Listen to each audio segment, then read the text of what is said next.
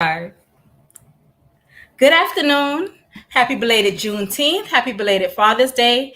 And I did forget to mention this last month. Happy belated Mother's Day. And welcome to Live Healthy Miami Gardens Facebook Live weekly health and wellness series brought to you by the City of Miami Gardens Live Healthy Miami Gardens.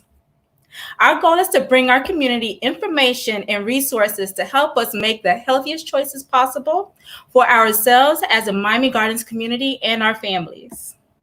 My name is KeTia Harris. I'm Community Health Data Specialist at Jesse Trice Community Health System, Program Manager of our Breastfeeding Touchpoint Program out of Miami Gardens, and member of Live Healthy Miami Gardens, and your host for today.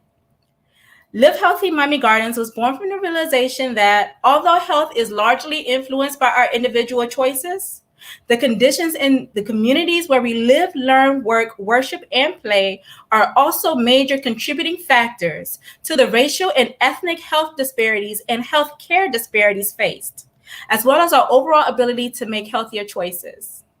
We know that these conditions are systemic, historical, and continue to impact us as communities of color as a whole here and now.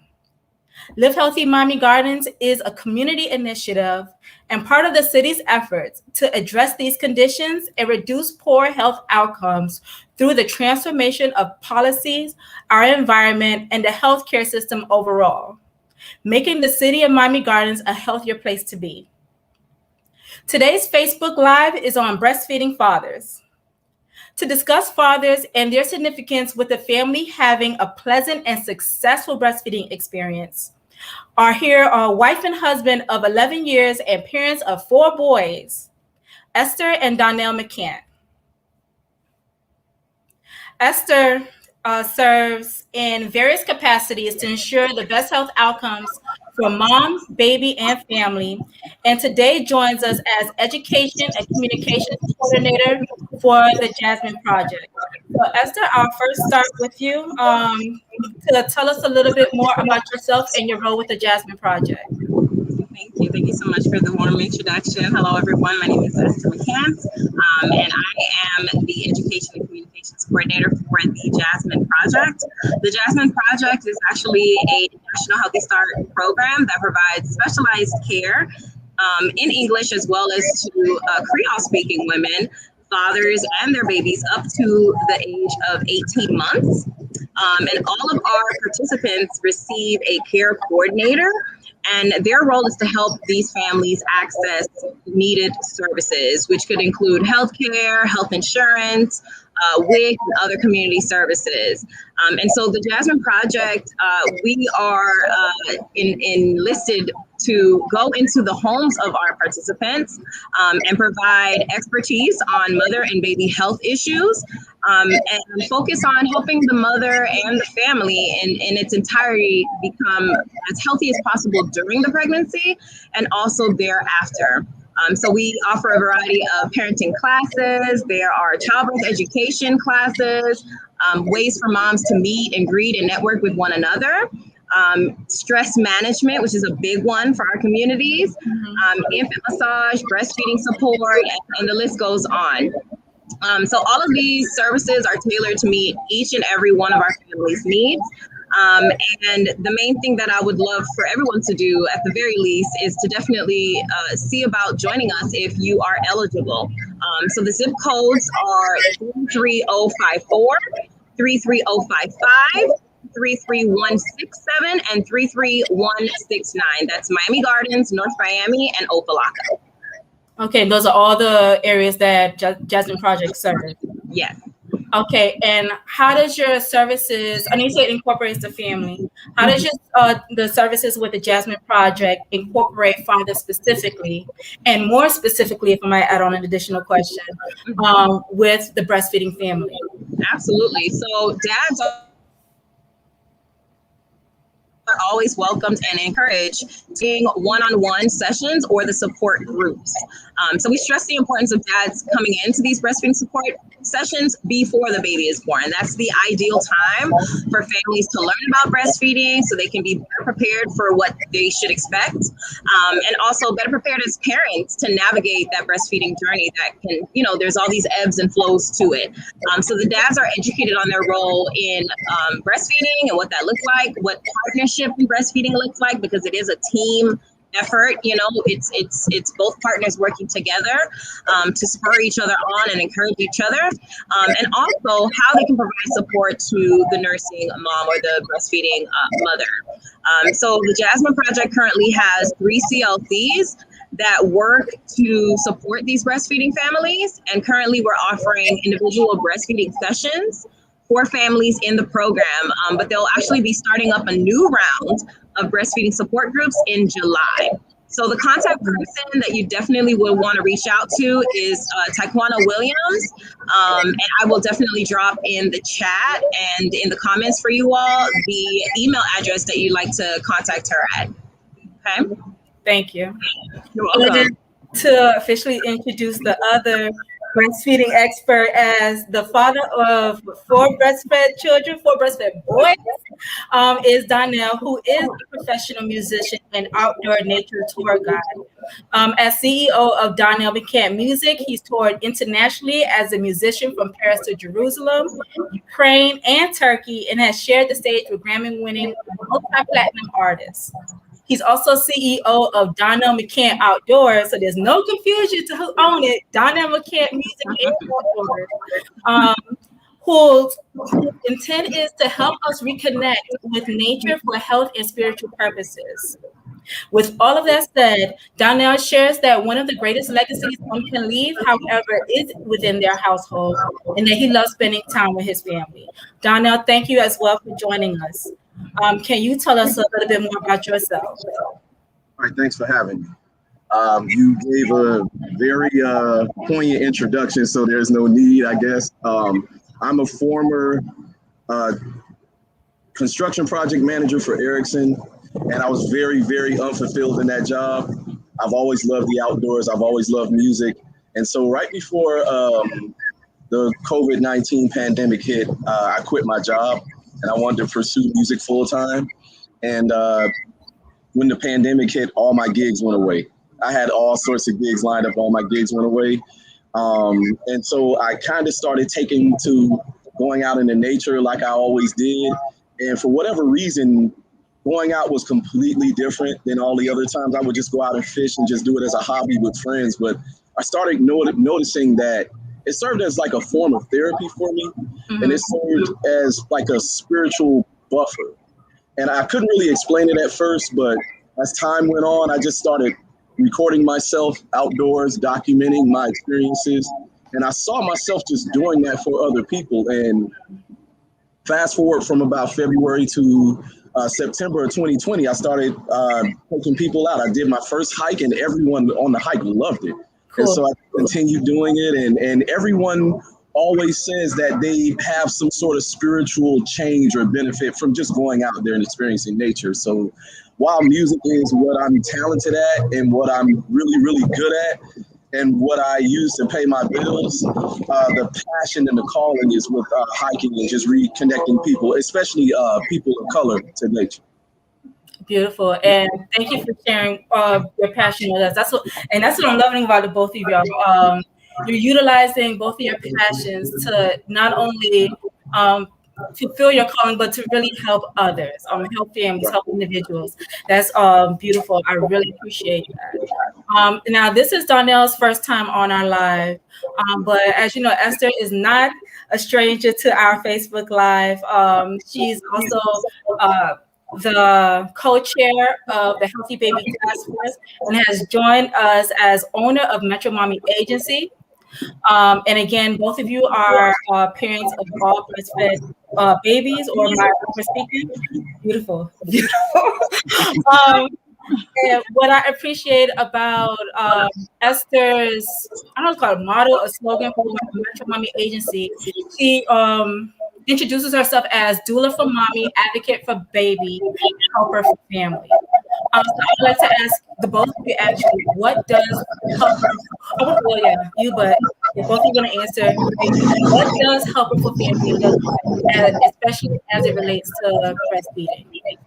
Helper for family, I always think about what I personally felt like I needed or could have, benefited most from in the postpartum period, which could be as simple as the things that I do currently as a postpartum doula. And that looks like, supporting the mom to do the things around the house that she really would love to be able to do, but knows that because she is spending time nursing, breastfeeding this baby, that she can't. Right. And she's also in the process of recovering after however she delivered, whether it was vaginal or a C-section. And so what I like to do is provide services that will help and aid with that. So just today, I just left a mother up in Miami Beach who needed help with just mopping her house, running the iRobot and doing a little bit of laundry, just taking care of those things and actually pursuing her dream as an entrepreneur, taking on some calls. So helping her with that, but also navigating and troubleshooting whatever breastfeeding issues she was having is what I think it means to be a helper of family. Let's help the whole family do whatever they need to do. And dad was in the room also taking on a call, working, doing his business, So any way that I can assist and offer some support and encouragement, that's what helper for family means to me. Okay. And Donna, do you want to add to that, even in your personal experience, what that helper for family look like? Okay, so my personal experiences are they're pretty deep. I remember with all 4 kids, I personally was just willing to help Esther with whatever it is she needed. So I tried to give her plenty of room to be there with the boys and to really nurture them to the full extent that she could.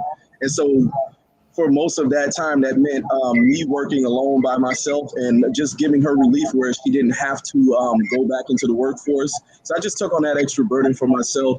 And then when I was home, that meant spending time with the other children. If we already had, children prior, to the first one.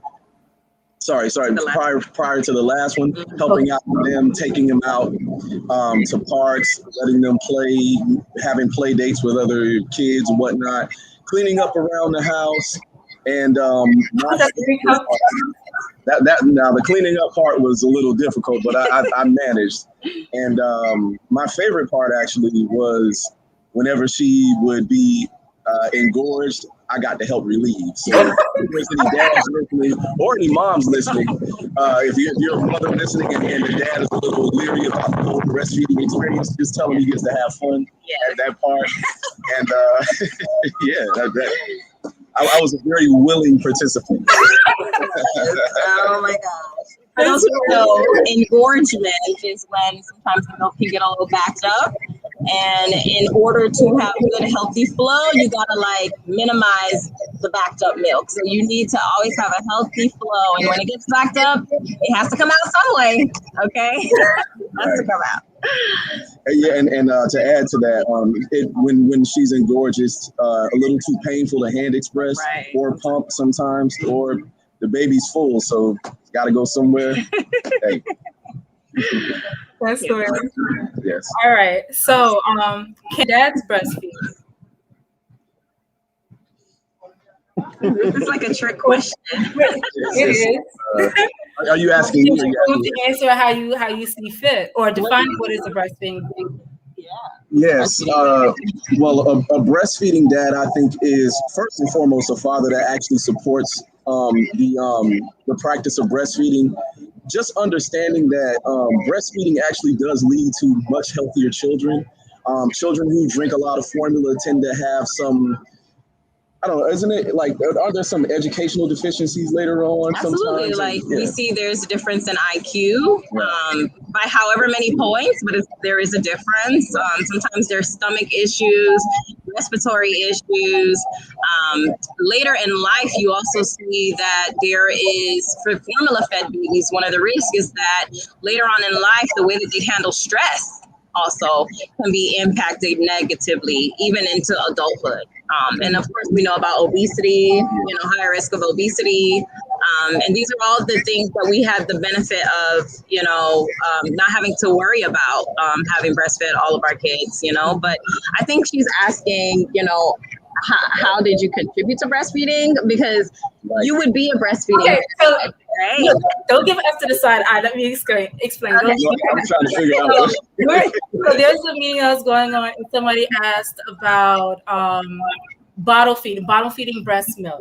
Would that be considered breastfeeding? And the answer was yes. So then the response was, also dads can breastfeed. So in that sense, contributing. See. So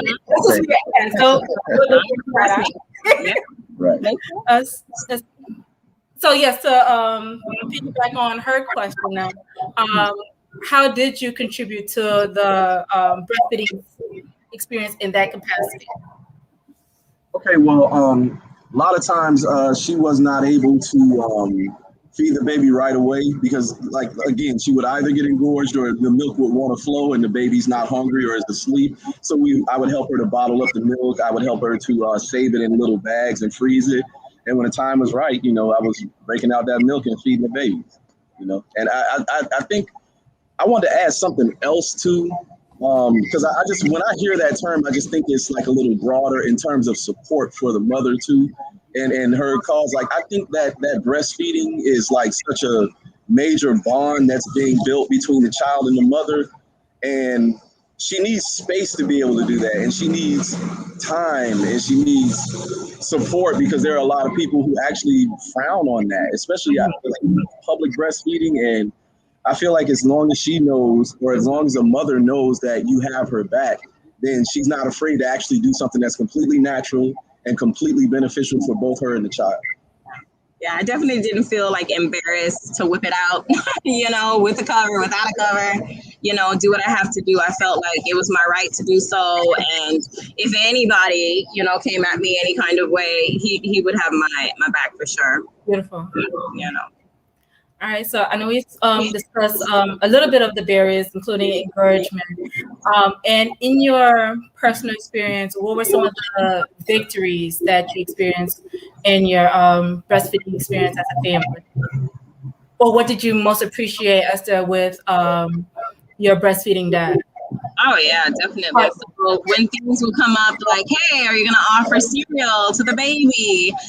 First time around, we might have felt a little bit more pressured to do it because it's our first time. And this is what a lot of our parents were used to and maybe other family members were used to.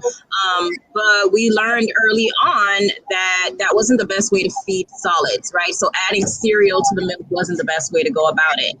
And so second, third time around, I don't think we ever even bought cereal. We just stayed focused on providing, healthy solids, real fruits and veggies once it came time. But I think the biggest victory for me is being able to say I breastfed 13 months or longer, each of those children, and went even 26 months with the last one.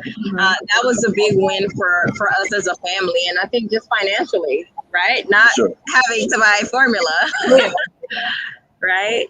Yes, diapers are expensive, wipes and all of that stuff, but formula, man, when you look at the prices of that little can, it's like, man, you're buying it so often. I mean, it does save a lot of money. Mm-hmm. Sure. Yeah, so I'm happy to contribute in that way. In your professional experience, Esther, what were some of the barriers what did you see were barriers to father involvement with a successful breastfeeding experience?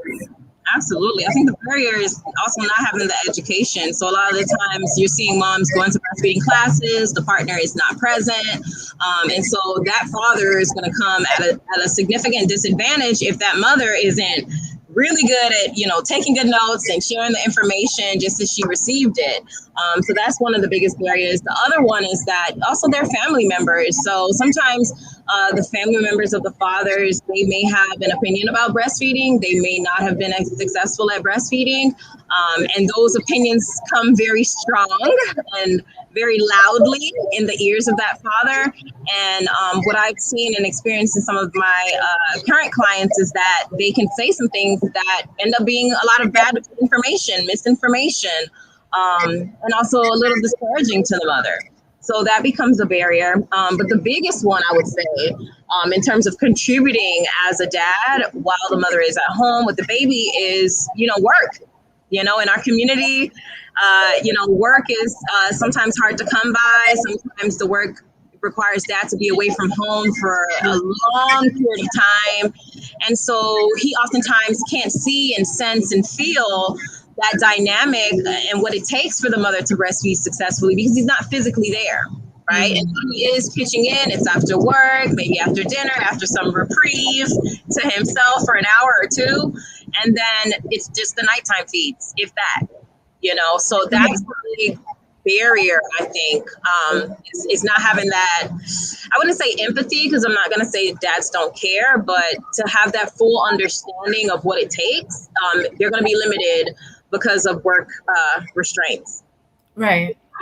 Have you noticed any, unique factors that also contribute to this when it comes to either Black fathers specifically? And I'm only interested in Black fathers because that's the, in my regard, that's the demographic we're really we're prioritizing, or community or fathers of color, as well as the unique circumstance that we're in now with the COVID-19 pandemic. Do you want to talk about that? And even in, Donna, I was going to say, how would you think that would have impacted the breastfeeding experience if it was taking place during the pandemic? Well, I'm first of all, I'm grateful that we didn't have any kids during that time because I mean, just with the pandemic in and of itself, there was so much that was unknown about it, and still is. And I think that people sometimes don't really leave that childhood stage where, we see everything as like cooties and germs and whatnot. So I think that because of that, that may have driven a lot of people who were probably gung-ho about breastfeeding into taking formula. And especially with a father being there, fathers are very protective and can also be overprotective. And so in his attempt to protect his family or guard them from something else, he may introduce them to further harm. And so and then that actually boils down to our lack of education as well. I would also say, so much was coming out very slowly, trickling in, the studies and things like that. 1 second, you have one academy telling us, no breastfeeding is allowed. The next second, they switched over and they said, yes, you should breastfeed, whether mom has COVID or not. And I think that, not having the information at their disposal, but also dealing with the mental health issues, the amount of disorders and depression and stress and anxiety that has come up throughout this pandemic, that has, and we know this to be true, disproportionately affected our Black families, right. And so I think that it's impacted us in a negative way, especially if folks don't know about lactation support, already, to actually reach out to someone and get help if they're struggling with breastfeeding and not quickly kind of give in to the formula. So that's what I've noticed professionally. Okay. How, I know we discussed already, not on your experience of offering that hand or initiating that tag team effort with mom and dad. Donnell, what are 3 things dad could remind mom of if she seems to want to quit breastfeeding? Or what are some things you reminded Esther of when or if she seemed like she wanted to quit breastfeeding? Okay. I don't know if I can think of 3 things. I probably can. Number one, I think the biggest reminder was of what the future outcome would be if she continued to breastfeed. I knew that it would, number one, lead to a stronger bond with our sons, and it did, because I know Esther, like before we had children, Esther was not like a kid person at all. Like I'm the one that loves kids, and she does too now. And obviously she works in that profession, but man, she did not like kids. So I was really trying to. But for whatever reason, when we were pregnant with our first son, just for her to know that there was a child in there, like her entire disposition changed. And I just wanted to foster that and nurture that in her. So whenever she felt times where maybe, you know, the breast was sore or it was a little painful, I just tried to encourage her that, yeah, you know, there's other methods that she can pump, and that I would be there to feed the baby the breast milk through the bottle or whatnot. I try to encourage her not to give up, just to know that, you know, there will be a special bond between her and her sons that actually is enduring very strongly today. And it's something that I personally appreciate, you know, for personal reasons, for her to be as close as she is with them. I appreciate that. So those are like the two things, just encouraging that, you know, she would have a strong bond with them. And also, I don't remember what I said for the other thing, but there were two things. Healthier baby. Yes, a healthier child. Yeah. Thank you. Yeah, tag team. Yes. How should partners, and I'm going to discuss this also a little bit, but how should partners, or how may partners navigate when surrounding family or close friends express negative thoughts and perceptions regarding breastfeeding or how you breastfeed? You want me to take it? What do you think? Okay, so again, I mentioned fathers being protective over their families. That was always my number one priority. I always felt that my family is mine to build with my wife and mine alone. I respect my parents. I respect her parents. I respect anybody else who has an opinion, because I feel like genuinely they're trying to help. But we were the ones recreating this life. And so we wanted to make sure that whatever it was we manifested, that we actually brought forth. And so we wanted to breastfeed. That's what we wanted. And so when family came, I just have a pretty strong will personally. And so when family came and, you know, through some different ideas, I would listen, but I would, you know, kindly give them, you know, my final resolve and to say, hey, no, this is what we're going to do. And you know, I just had to be focused on what it was I wanted to create. And I wanted to create a healthy bond between me, myself, and my wife and my children. And I also wanted to ensure that they would be healthy. And whether someone else was able to see that the way I would see it didn't matter. Mm-hmm. Yeah. Can I just comment on that one too? What would happen usually as you kind of consistently stand up for what you want to do when it comes to breastfeeding, you know, voicing your opinion, voicing your thoughts, your family, your friends, whoever the naysayers might be, have no choice but to watch your child and to see the benefits of it, right? And see that they become healthy eaters. They're not as picky, you know, when it comes to eating certain foods. And that's what they would marvel at the most. You know, I'm Haitian, so my parents are always like, feed the baby, make sure you feed the baby well, you know?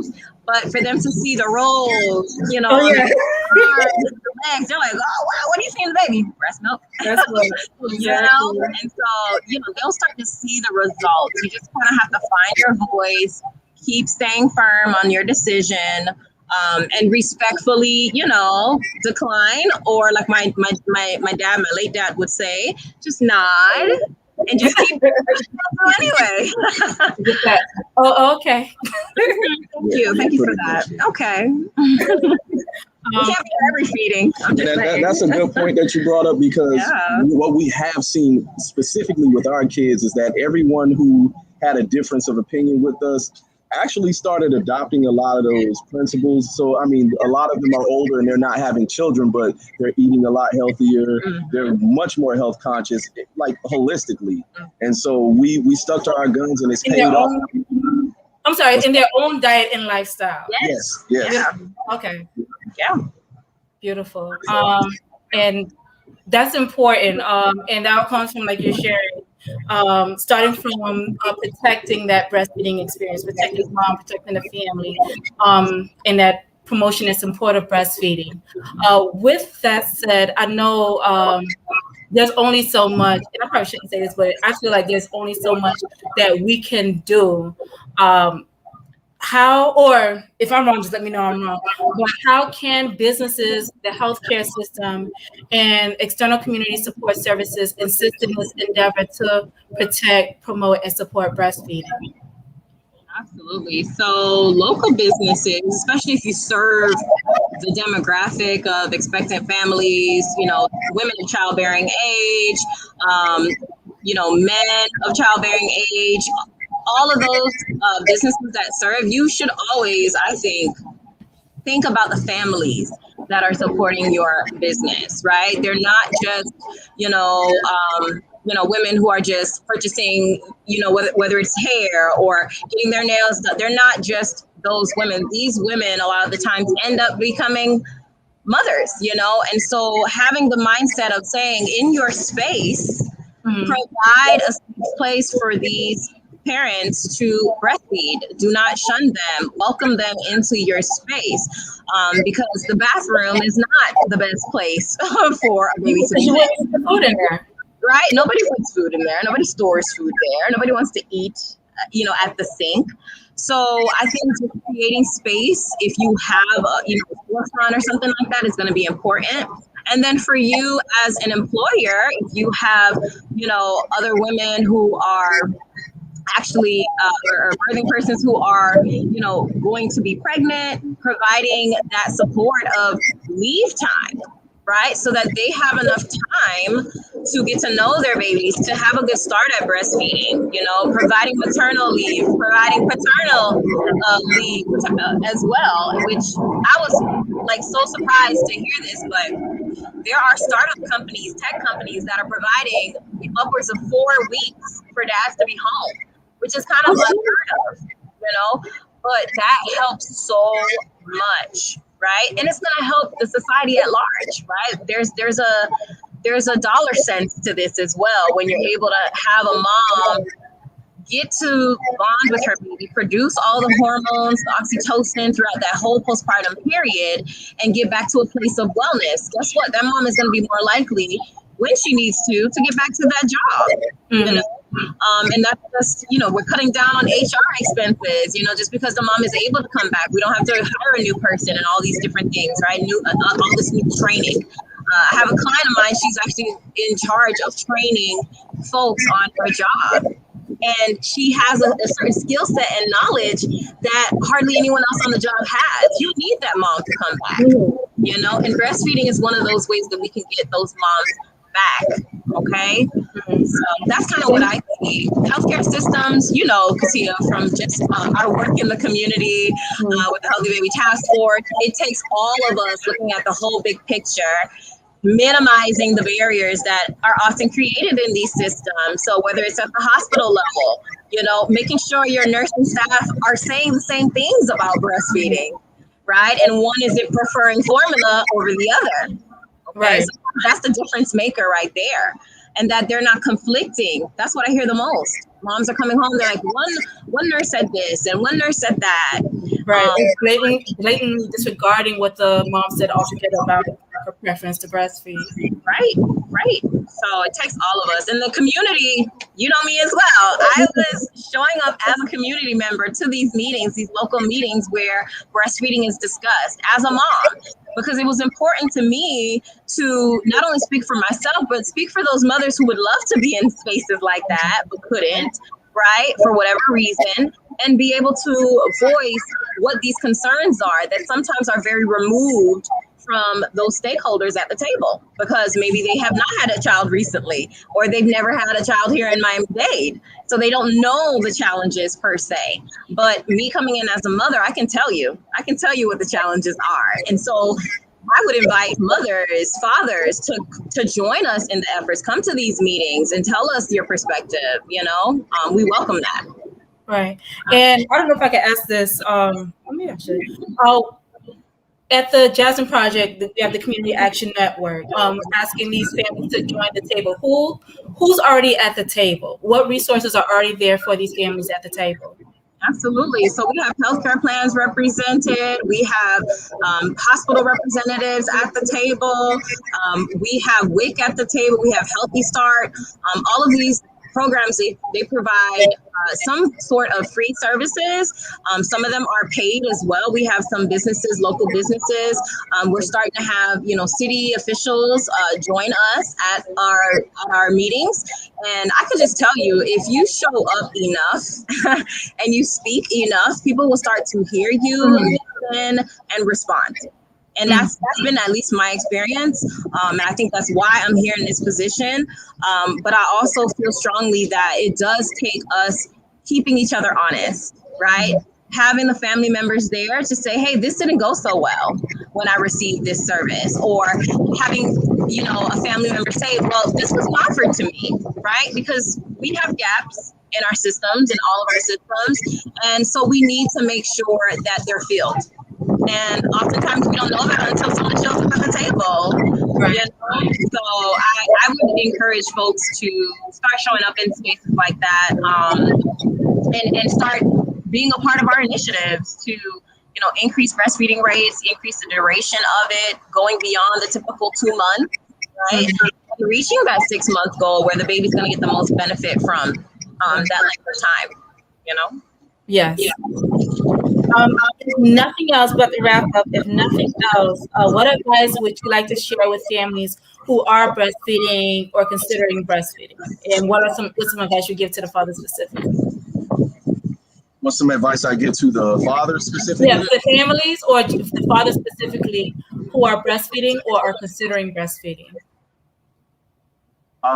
For a father specifically, I would say just do as much research as you can on the benefits of it. And I think the best research you can do outside of just the benefits of breastfeeding is just try to talk to your spouse or your partner. Just get a feel of how she feels about things and go from there and encourage her from there. Because, you can't truly quantify the benefits of breastfeeding. So I think it's really important to get a temperature on how your partner feels and just understand the process and how it works. Okay. And where? I would just add encouragement. Encouragement is so important, especially early on. So finding the right words to say, not being too critical of the mother right away is really important. She's very, vulnerable. It's a very delicate period, a lot of emotions, lots of hormones. There's a lot of newness to it. So there's a level of patience that's required.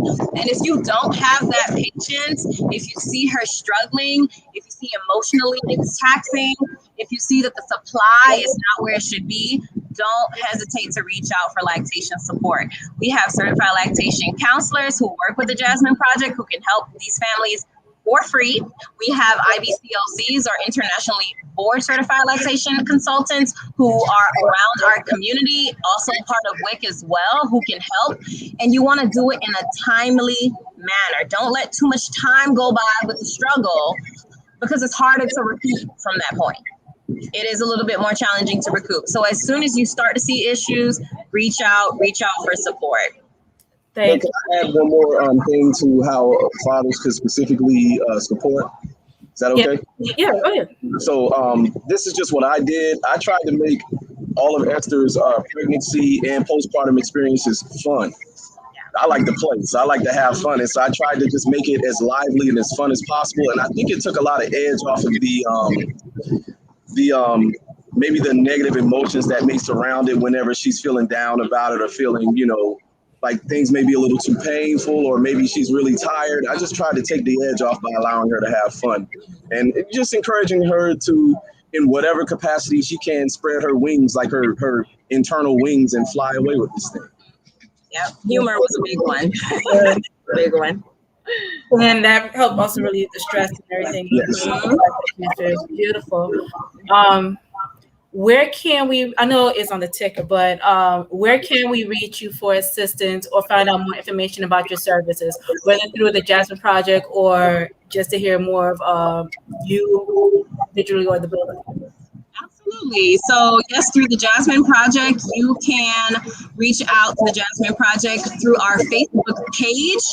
Right to the right top corner, you'll find a sign up link. And if you live in any of the zip codes on that form, once you click that link, then you are eligible to apply. And someone will reach out to you as soon as possible about enrollment and get you connected to a care coordinator. I personally can be found, you can search me on Instagram or wherever at iCandoula. That's ICANDOULA. And you can follow me there. I do lots of lives and things like that as well, and share education and mentor new people who are looking to work in this field. So that's how you can find me as well, through Metro Mommy Agency. Yes. Okay, so my name is Donnell McCann. It's the same name, Donnell McCann Outdoors. Or so Instagram would be at Donnell McCann Outdoors. You can go on, log on there, find my page. You can scroll down and see that I'm some of everywhere. I'm in Arizona, I'm in Nevada, I'm in the Smoky Mountains, I'm in New Jersey, New York, Georgia, Florida. I've hiked a lot of different places. And so, I can safely guide people out there and bring them back. You can also check out my website, www.donnellmccantoutdoors.com, and you can actually book tours with me. And I have some other really good things other than just hikes. I have some other things coming in the works pretty soon, like I say in the next month. So it'll be a lot of fun. Awesome. I appreciate that. Any final thoughts before we close out? I just appreciate the invite. I'm glad that I could assist fathers and mothers with an understanding on how important breastfeeding is and how fun it can be.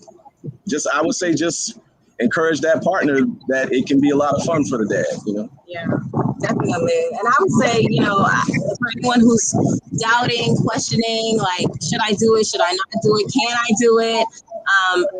Leave it to us. Like we made it work under some very dire circumstances, and it was the best decision ever. We can count on like one hand how many times our kids have gotten sick over the years, and their ages are from 5 to 10, Yeah. And it's just been incredible to see our health improve. It also required me to eat a little healthier, right? And so it's a life-changing, life-transforming experience. And if you're up for the challenge, you will only reap the benefits of it. And I would just encourage you to be that model, be that one person in your family who may have never done it before, but who's doing it, who's setting the tone, who's saying, yes, I can. And I would just encourage you on your journey to reach out if you need any support. I'm here for that. Okay. Again, I appreciate the both of you for joining us today. Thank you so much for your insight, for sharing your stories, for encouraging our community. Hope to have, I know we're going to have Esther again. She's family.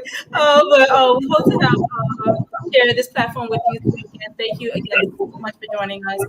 Thank you for those who tuned in today, for those who are catching the recording post-stream. We hope you enjoy the information shared today. Again, happy Father's Day, happy Mother's Day, happy Juneteenth. What's this? Happy Tuesday. I hope it's Tuesday. And live healthy. Thank you. Thank you. Thank you. Bye.